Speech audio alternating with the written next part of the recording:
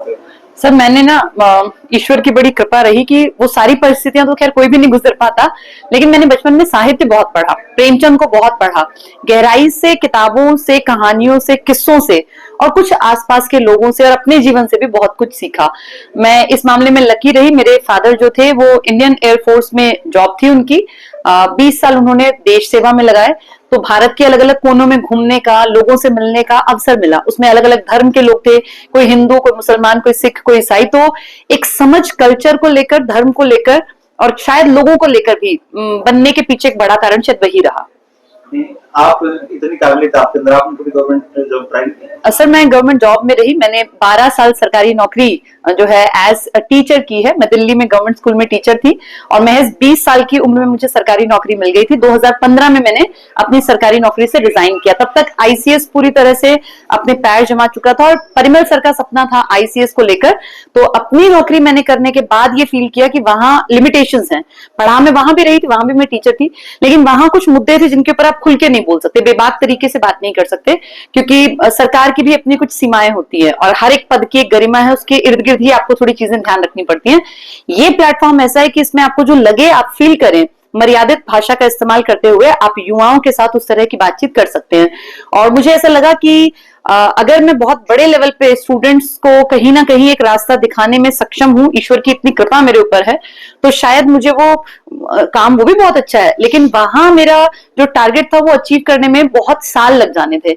यहाँ मैं एक सोशल मीडिया के माध्यम से बहुत सारे लोगों से जुड़ गई हूँ और जिसका प्रभाव कहीं ना कहीं किसी इंसान के जीवन में शायद पड़ेगा। तो मुझे लगता है कि वो नौकरी भी मेरे लिए बहुत अच्छी थी, वहां से बहुत कुछ सीखा और अब जो काम कर रही हूँ ये भी मेरे लिए परफेक्ट है। हरियाणा में, नई दिल्ली और राजस्थान में आपकी लाखों से ऊपर जा चुकी है जी। आपने कभी महसूस किया क्या काम रहे हैं आपके अंदर, क्या काबिलियत थी ऐसी?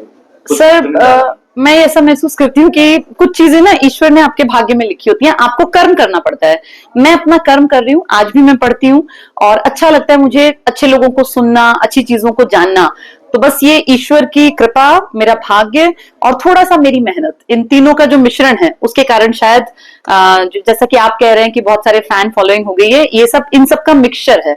तो भाग्य भी एक रोल प्ले करता है, आपके कर्म भी, आपकी मेहनत भी और ईश्वर का आशीर्वाद भी। आज के जमाने में सोशल मीडिया का जमाना आ चुका है और सोशल मीडिया से ही बहुत से युवा भटक रहे हैं जी। क्या संदेश देंगे? सर देखिए, हर चीज के, जैसे हम बचपन में पढ़ते थे विज्ञान एक अभिशाप या एक पॉजिटिव सेंस में, हाँ, वरदान। तो आज अगर देखें सोशल मीडिया एक तरफ देखिए पढ़ाई को कितना आसान बना दिया।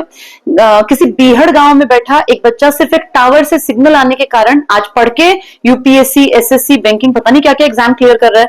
वहीं एक शहर में बहुत बढ़िया एसी रूम में बैठा एक लड़का न जाने कितनी गंदगी को उसमें सर्च करके कहां गर्त में गिरता जा रहा है। तो ये तो इंसान के ऊपर है, हमेशा हर चीज के फायदे और नुकसान होते हैं और सोशल मीडिया जहां एक तरफ नेगेटिव है वहां दूसरी तरफ देखें तो बहुत पॉजिटिव भी है। ये पकड़ने वाले के ऊपर है कि उसकी इच्छा कैसी है। कहते हैं ना, जिसकी जैसी भावना होगी वो उस चीज को वहीं पे सर्च कर लेगा। तो यही सोशल मीडिया है। बहुत से युवा ऐसे हैं जो जिनका एक ही बात आता है कि उन्हें पर्याप्त सुविधा नहीं मिल पा, इस कारण से कम है। सर ऐसे लोगों को डॉक्टर एपीजे अब्दुल कलाम की आत्मकथा पढ़ लेनी चाहिए कि उन्हें कौन सी सुविधाएं थी। ऐसे बहुत सारे उदाहरण भरे पड़े हैं। आज भी मैं कल ही पढ़ रही थी, हमारी एक छोटी सी कोई लड़की ट्राइबल एरिया से निकल के और इंटरनेशनल लेवल के पता नहीं कहाँ कहाँ क्लब्स ने उसको इन्वाइट किया, फुटबॉल बहुत अच्छा खेलती है। तो ऐसे बहुत सारे उदाहरण हैं। आप गेम्स में जाइए, न जाने कितने एग्जाम्पल्स हैं जिनके पास अच्छे शूज नहीं होते, अच्छी डाइट नहीं होती, लेकिन हिमा दास जैसे एग्जाम्पल है।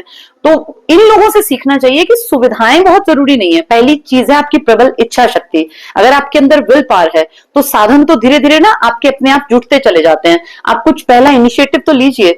जिन लोगों ने पहला स्टेप लिया, आप देखेंगे किस्मत उनके साथ साथ आगे आगे दौड़ती चली जाती है। भाग्य जरूर काम आपका बनाता है, बशर्ते कि आप कर्म करें, आप मेहनत करें। अभिभावकों के सामने सबसे बड़ा सवाल 10वीं और 12वीं के बाद होता है कि हम अपने बच्चों को क्या करें। इसमें सबसे बड़ा सर एक सबसे पहली चीज है, पेरेंट्स ये देखें कि अपने बच्चों से उतना ही एक्सपेक्ट करें जितना वो खुद कर पाए हैं, उससे थोड़ा सा ज्यादा। मान लीजिए किसी पेरेंट का आईक्यू खुद था 80, 90, बच्चे को वो एक अच्छा कमरा दे, एसी लगा और कहे कि नहीं तुझे 120 प्लस वाले आईक्यू जितना काम करके दिखाना, तो ये गलत होगा। हर इंसान की बौद्धिक क्षमताएं हैं, हाँ, अच्छे माहौल से थोड़ा सा ध्यान देने से वो थोड़ी सी बेहतर हो सकती हैं। लेकिन अगर कोई एक बहुत नॉर्मल सा इंसान है, एवरेज आईक्यू वाला, एवरेज परिवेश में पला बढ़ा, और ये एक्सपेक्ट करे कि मेरा बच्चा कुछ अलग ही बहुत अलग करके दिखा दे, तो ऐसा करते भी हैं कुछ लोग, लेकिन ऐसे लिमिटेड केसेस हैं। ये समझना चाहिए पेरेंट्स को, अपने बच्चों से बहुत ज्यादा एक्सपेक्टेशंस ना करें। जितना आप माहौल दे रहे हैं उसमें जो बेस्ट कर सकता है वो तब कर पाएगा जब आप उसके ऊपर फेथ दिखाएंगे, कॉन्फिडेंस दिखाएंगे। हर बार बच्चे को प्रेशराइज करना, बार बार ये कहते रहना हमने तेरे लिए एसी लगवाया, हमने तुझे अच्छे स्कूल में पढ़ाया, अच्छा पैसा खर्च किया, ये सिर्फ और सिर्फ बच्चे को नेगेटिव करता है। प्यार से बच्चे को समझाइए, और अगर आपको लगता है, पेरेंट्स के लिए मैसेज है, अगर आपको लगता है कि आप एक अच्छा रास्ता नहीं जानते हैं, आपको बहुत सारी दिशाएं नहीं पता हैं, तो बाहर निकलिए, अपने बच्चे को लेके बहुत सारे कोचिंग संस्थान हैं, बहुत सारे इंस्टीट्यूट्स हैं, बहुत सारे लोगों से मिलिए, जानिए, और अपने बच्चे को बहुत ज्यादा प्रेशराइज ना करके दोस्ताना व्यवहार के साथ ये डिसाइड कीजिए कि क्या उसके लिए बेहतर है। और जिंदगी बार बार प्रयोग करने के लिए नहीं है, तो 10वीं 12वीं के बाद तो ये खास ध्यान रखना है कि बहुत प्रयोगों में आपका बच्चा अपना जीवन ना बिता दे। तो सोच समझ के कोई भी डिसीजन ले, किस कोर्स को करने के क्या ही फायदे हो सकते हैं, भविष्य में क्या कुछ कमा सकते हैं, ये जरूर देखें। क्या आईसीएस क्लास सत्र भी शुरू हो रहा है 8 महीनों में? जी, हम आईसीएस में अपने स्टूडेंट्स को प्रोवाइड करा रहे हैं स्कूली शिक्षा प्लस कोचिंग इकट्ठे, जिसका फायदा कुछ सालों बाद समाज को महसूस होगा। जो बच्चे आज 12वीं के बाद बिल्कुल ब्लैंक हैं, जिन्हें लगता है हम क्या करें, कहाँ जाएं, साइंस किया बच्चा भी परेशान है अगर आईआईटी नीट में क्रैक नहीं कर पाता, कॉमर्स का बच्चा भी, आर्ट्स का भी, तो हम एक ऐसा प्रोजेक्ट लेकर आए हैं जिसमें स्कूलिंग के बाद ही बच्चे को अपना लाइफ का सही डिसीजन लेने में हेल्प मिलेगी। और इसीलिए हमने फोकस किया 8वीं 9वीं 10वीं 11वीं 12वीं के बच्चे कि वो कोचिंग और संस्कार साथ साथ पढ़ाई इकट्ठे लेके आगे बढ़े, ताकि एक बेहतरीन युवा के रूप में वो देश में अपनी सेवाएं दे सके। उसको लेकर किस तरीके से? सर देखिए, बहुत सारे लोग हैं जो बिना नौकरी के भी जीवन अच्छा जी पाते हैं। जैसे नौकरी अकेली नहीं है, बिजनेस कर सकते हैं, बहुत सारी चीजें हैं। आज तो कमाने के लिए सर इतना साधन है, सोशल मीडिया ने तो बेहद अपॉर्चुनिटीज इस पीढ़ी के सामने लाकर रख दी हैं। जब हम लोग थे या आप लोग थे तो क्या था, कोई टीचर बन गया, कोई डॉक्टर बन गया, कोई इंजीनियर बन गया, लेकिन आज आप देखिए कितने सारे प्रोफेशंस हैं जिनमें बहुत ज्यादा पढ़ने की भी जरूरत नहीं है, बस आपके अंदर स्किल्स होनी चाहिए। आज एआई का जमाना आ गया है, जिसको आईटी की थोड़ी सी नॉलेज है, जिसको आर्टिफिशियल इंटेलिजेंस इस्तेमाल करना आता है, वो जिंदगी में बहुत आगे बढ़ सकता है।